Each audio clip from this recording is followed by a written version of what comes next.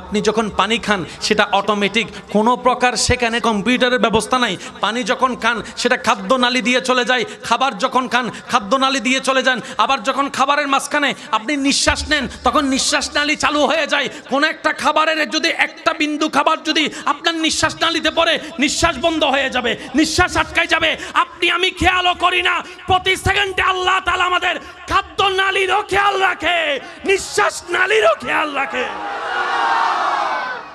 আর একটু জোরে বলি সুবহানাল্লাহ।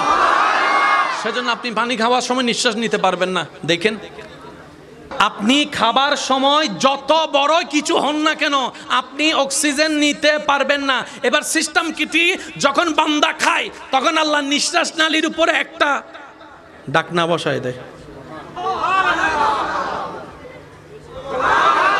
নিঃশ্বাস নালী, খাদ্যনালী, বলেন নিঃশ্বাস নালী, খাদ্যনালী।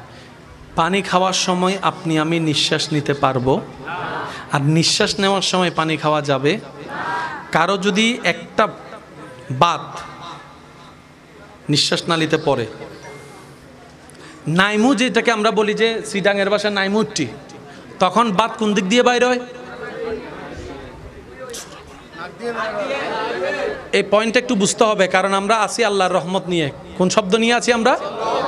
এই একটা শব্দ যদি বুঝতে পারি আমাদের দুনিয়াও সুন্দর হয়ে যাবে, আখিরাতও সুন্দর হয়ে যাবে। সুবহানাল্লাহ। মাঝে মধ্যে নাকে ড্রপ দিলে মুখে, তার মানে মুখের সাথে নাকের একটা সম্পর্ক। কিন্তু এখনো পর্যন্ত আপনি খাওয়ার সময় যদি সব খাবার যদি নাক দিয়ে বাইর হইতো, অবস্থা কি হতো বলেন না? 12টা বাজতো না? আপনি যখন খাবার খান তখনও আল্লাহ তাআলা এইটা মেনটেন করে আপনাকে রহমত করে।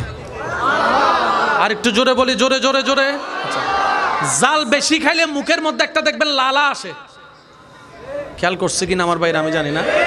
বেশি জাল খেলে দেখবেন মুখের মধ্যে লালা আসে। তখন বেশি জাল খেলে আমরা কি করি? তাড়াতাড়ি চিনি খুঁজি। কিন্তু আপনি যদি একটা মিনিট ওয়েট করে মুখটাকে যদি লালাটা বের করে দেন, আপনার ঝাল 80% শেষ হয়ে যাবে।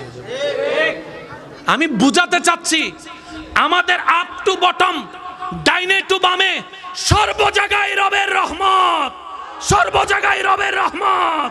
আর রব চাই লাইন শাকারতুম লাযিদান্নাকুম, বান্দারে তুই আমার রহমত নিতে থাক আর বিনয়ের সাথে শুকরিয়া করতে থাক, আমি আল্লাহ 1000 গুণ রহমত বাড়াই দিতেই থাকবো। লেনদেন ক্লিয়ার ভাইয়া? লেনদেন জোরে বলেন, লেনদেন। রব বলে যে আমি দিতে থাকবো, তুই নিতে থাকবি। তুই আমাকে একটা জিনিস দিস, আল্লাহ কি দিব? শুকরিয়া করিস। তো শুকরিয়া মানে কি? বেশিরভাগ মানুষ আমরা বলবো শুকরিয়া মানে আলহামদুলিল্লাহ, কথা কিন্তু ঠিক, কিন্তু আলহামদুলিল্লাহ কোন ফিলিংসে বলতে হবে এটাও তো বুঝতে হবে। আলহামদুলিল্লাহ হবে না, একটু বুঝেন না? আলহামদুলিল্লাহ হবে না, আলহামদুলিল্লাহ। পেরেশান হয়েও আলহামদুলিল্লাহ হবে না, দেমাগ দেখায় রাগ দেখায় আলহামদুলিল্লাহ বলে হবে না। তো কিভাবে বলতে হবে?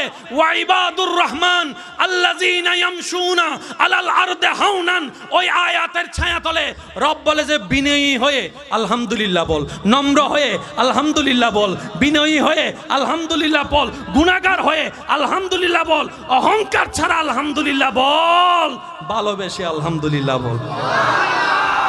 তা আমি আলহামদুলিল্লাহ বললে আল্লাহ তুমি কি দিবা? রব বলে যে আরো বাড়াই দিব। এই শব্দটা আমরা সবাই জানি, শুকরিয়া করলে আল্লাহ আরো কি দিবে।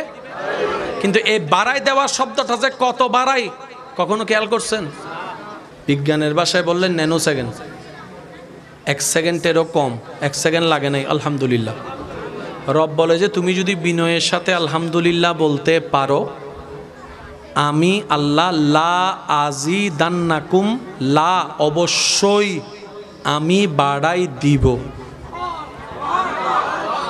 ভাইয়া একটু মনোযোগ দিবেন। লা আজিদান্নাকুম, তুমি যদি শুকরিয়া করো আমি আল্লাহ বাড়াই দিব।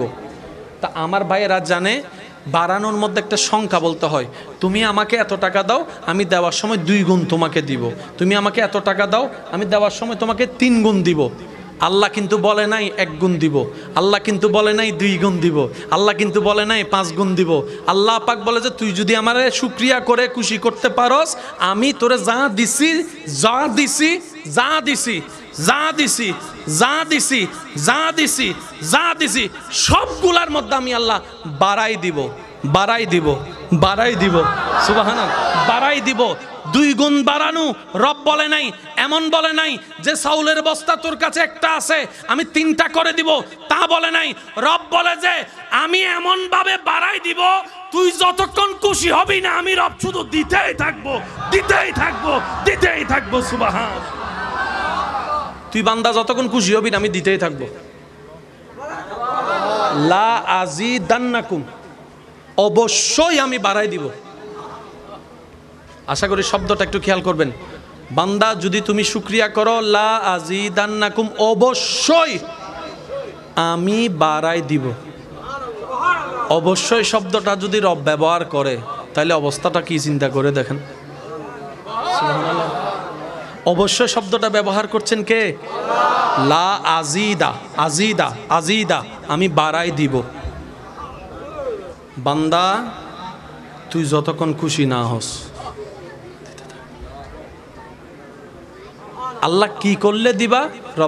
রব বলে যে শুকরিয়া করলে। আল্লাহ কি বিষয়ে শুকরিয়া করব?